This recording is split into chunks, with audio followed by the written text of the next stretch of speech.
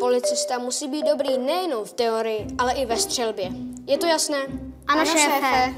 Takže Noťasi, připrav se na střelbu. Policista Noťas ke střelbě připraven. Jednu ránu cvičí nábojem do terče ze 2 metrů. Připrav se. Pal. Říkal jsem na terč. Na terč. Ale šéfe, já jsem říkal, že střelba není moje silná stránka. Ale já z ní silnou stránku udělám. V mém týmu není místo pro nešiky. Zdravím, kolegové. Mám tady hlášku, že u kruháče zuří konflikt mezi sportákem a blondem. Co ten blond zase vyved? Milajdo, jedeme k případu. Noťasi, ty budeš cvičit střelbu. Ano, šéfe.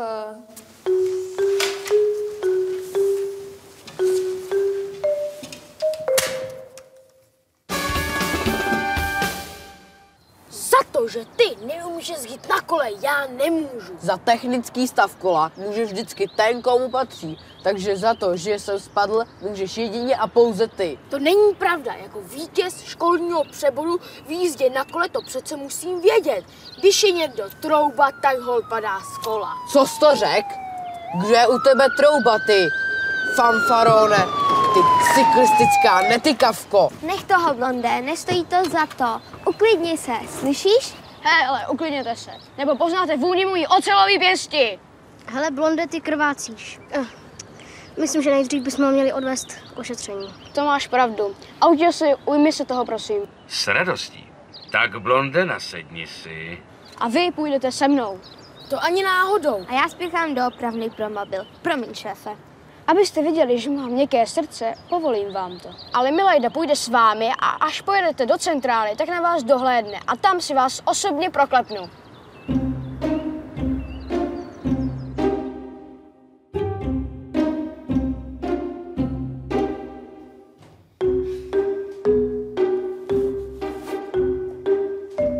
Tak co, Noťasi? Jak si jde tam s výcvikem střelby? No, je to povzbudivé, šéfe. Mám několik přesných zásahů. To rád slyším. Zasáhl jsem stolní kalendář přímo do pondělí. Dále, Milajdin hrnek s tužkami a teď jsem se trefil přímo do lampy. Čekal jsem lecos, ale tohle ne.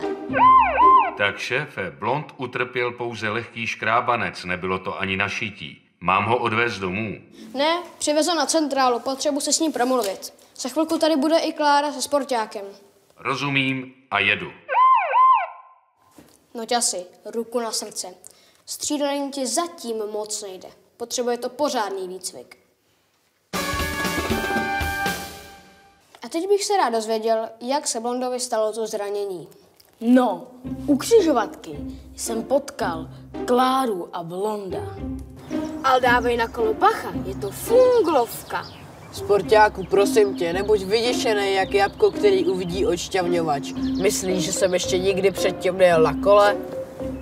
Kolik stálo? To přesně nevím, ale myslím si, že docela ranec. Jezdí parádně, je lehoučké, odpružené a pohodlné. Blonde, co se stalo? Krávě blbej. Moje nový kolo! To všechno je docela jasné, ale ten pád nechápu. Blonde, proč jsi vlastně upadl? Proč?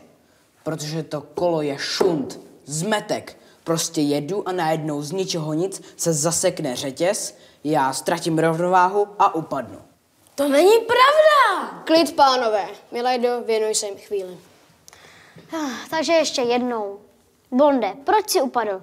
Můžeš popsat technickou závadu na kole? Měl jsem dost času si blonda prohlédnout, když jsem ho vezl. Nejdřív jsem tomu nevěnoval pozornost, ale teď, když mluvil o zaseknutém řetězu, to začíná dávat smysl. Tak už nás autě asi nenapínej. Čeho jsi všiml? Pravé nohavice. Byla natržená a od oleje. Nenapadá vás něco?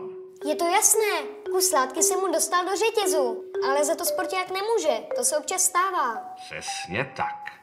Já mu dám technickou závadu kola. A ještě jedna věc. Sporták měl po celou dobu přilbu na hlavě. Blondovi půjčil pouze kolo. To znamená, že blond porušil pravidla silničního provozu, protože každý nedospělý cyklista je povinen mít na hlavě přilbu. A proto měl na hlavě ten šrám. Jinak by se mu nic nestalo. Blonde, od čeho máš natrženou pravou nohavici? Od čeho? To mě kousl pes. Tak pes, chceš mi říct, že tomu psovi tekl z tlamy volej? Tak dobře. Nohavice se mi zasekla do řetězu od kola a proto jsem upadl. A proč jsi neměl přilbu? Protože jsem měl na kruháku jenom jedno kolečko. Blonde, i kdyby jel po silnici jenom metr, musíš mít přilbu. A víte co, my vám to předvedeme. Zítra odpoledne se sejdeme na hřišti a vemte si sebou přilbu.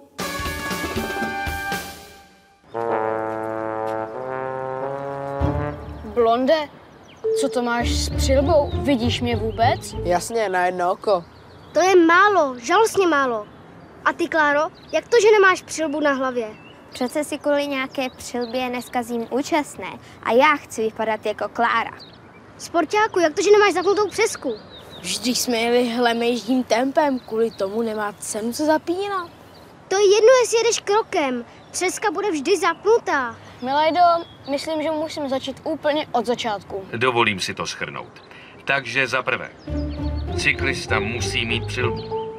Za druhé, přilba nesmí být ani velká, ani malá. A za třetí, Blonde, dobře poslouchej, na kolo si musíme brát adekvátní oblečení.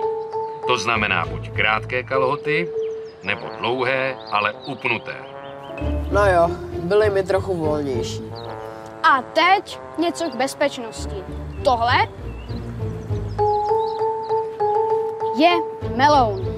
Hele, nemůžeme se věnovat něčemu prospěšnému. Já potřebuji trénovat. A na něm si budeme demonstrovat, nakolik přilba skutečně ochrání hlavu před nárazem. Já teď mám meloun, na kterém je přidělaná přilba. Já ho hodím z výšky na zem a uvidíme, co se s ním stane.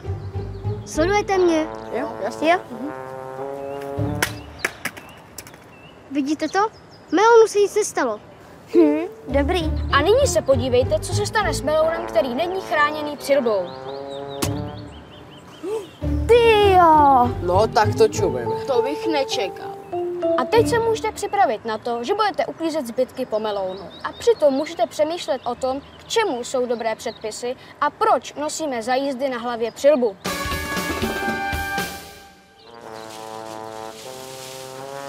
Praktická ukázka je mnohdy daleko účinnější než sáhodlouhý teoretický výklad. Každý si po působivé demonstraci uvědomí možné nebezpečí a v důsledku toho změní chování. To je dokázané. I když v případě této trojice bych kolo do ohně nedal.